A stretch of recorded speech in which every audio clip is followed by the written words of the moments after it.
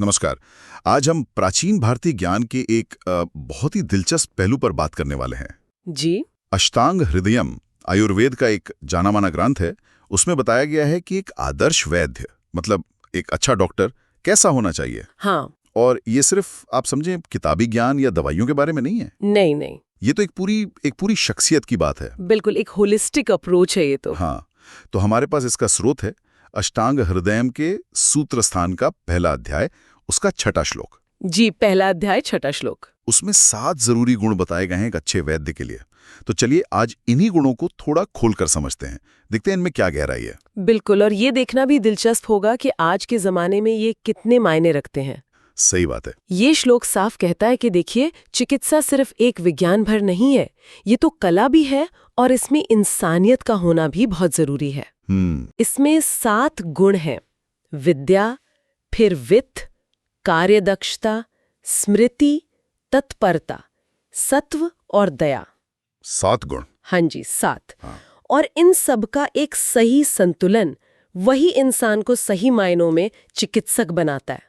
ऐसा नहीं कि बस 1-2 गुण हो और काम चल जाए, नहीं। अच्छा, तो सबसे पहला गुण आपने बताया विद्या मतलब ज्ञान। जी, विद्या। अक्सर तो हम विद्या मतलब भाई बीमारियों का ज्ञान, दवाइयों का ज्ञान इसी से जोड़ते हैं, पर यहाँ शायद मतलब थोड़ा और ज्यादा गहरा है। बिल्कुल, आपने एकदम सही पकड़ा।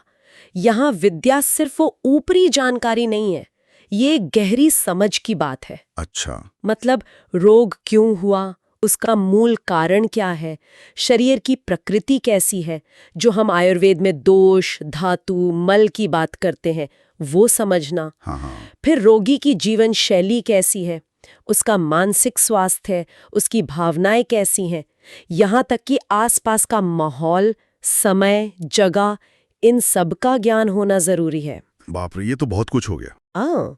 इस गहरी समझ के बिना जो इलाज होगा वो तो बस जैसे लक्षणों को दबाना हुआ, आप जड़ तक नहीं पहुंच पाएंगे। सही बात है। और कमाल की बात यह है कि हजारों साल पहले भी इतने कॉम्प्रिहेंसिव नजरिए पर जोर था। बिल्कुल।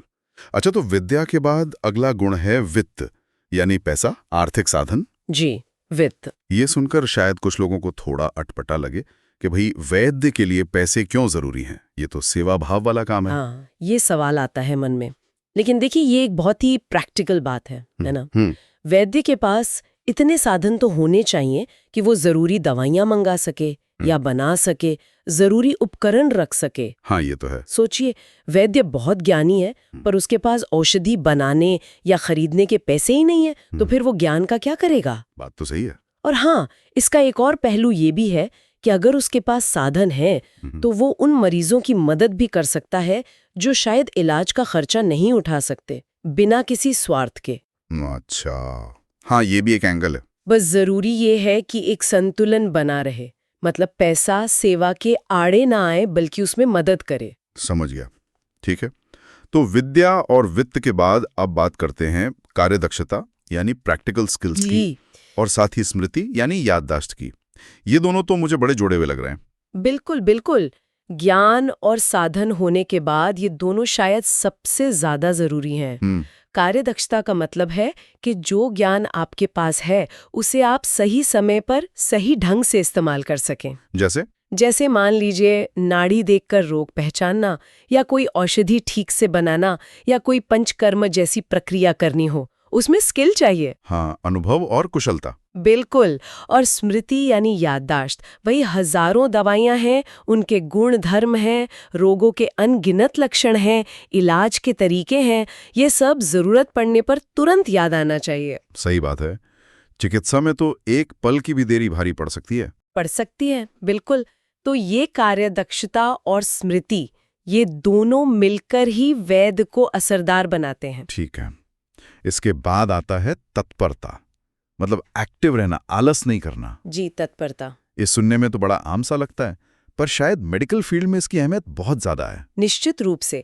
तत्परता का मतलब है हमेशा अलर्ट रहना, एक्टिव रहना। देखिए, मरीज की हालत कभी भी बिगड़ सकती है। हाँ। है ना? हाँ। तो जो वैद्य तत्पर होगा वही तो सही समय पर जरूरी कदम उठा पाएगा। बिल्कुल। अगर वैद्य आलसी है, चीजों को टालता है, तो वो तो मरीज के लिए खतरनाक हो सकता है। सही कह रहे हैं। ये गुण दिखाता है कि वैद्य अपने काम के प्रति कितना समर्पित है। बिल्कुल। अच्छा, इसके बाद है सत्व। इसे हम शायद मेंटल स्ट्रेंथ या मानसिक स्थिरता कह सकते हैं। हाँ, मानसिक शक्ति, मुश्किल समय में भी शांत रहना। जी, सत्व बहुत बहुत गहरा गुण है। देखिए, ये जो डॉक्टरी पेशा है, इसमें दबाव बहुत होता है, अनिश्चितता बहुत होती है। हाँ, वो तो है। अभी मरीज की हालत बहुत गंभीर हो जाती है, कभी इलाज शायद उतना कारगर नहीं होता, कभी कोई इमरजेंसी आ जाती है। ऐसे में वैद्य का मन अगर स्थिर नहीं है, शांत नहीं है, तो मुश्किल हो जाएगी। हाँ, घबराहट में तो गलत फैसले हो सकते हैं। बिल्कुल।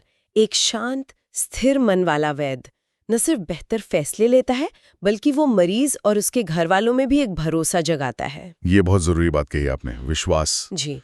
और आखिर में 7वां और शायद सबसे मानवीय गुण, दया, करुणा, एम्पैथी जिसे कहते हैं। हाँ, और मेरे ख्याल से यही वो गुण है जो किसी कुशल तकनीशियन को एक सच्चा चिकित्सक बनाता है। दया का मतलब है कि आप मरीज के दर्द को, उसकी तकलीफ को महसूस कर सकें, उसके प्रति एक हमदर्दी रखें। सिर्फ बीमारी को नहीं, बीमार को देखें। बिल्कुल। सिर्फ केस हिस्ट्री नहीं, इंसान को देखें।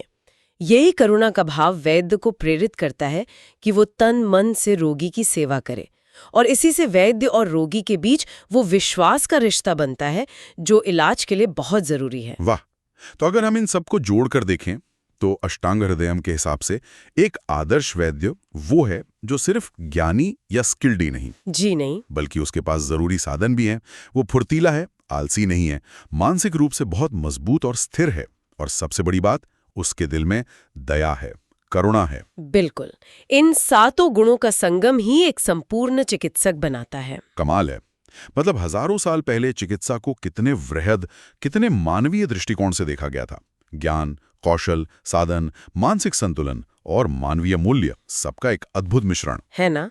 और यहाँ ये सोचना बहुत दिलचस्प हो जाता है कि आज की जो हमारी आधुनिक चिकित्सा है, जो इतनी तेज रफ्तार है, टेक्नोलॉजी पर आधारित है, हाँ, उस दुनिया में इन प्राचीन गुणों का संतुलन कितना जरूरी है, या शायद कितना रह गया है? ये एक बड़ा सवाल है। बिल्कुल।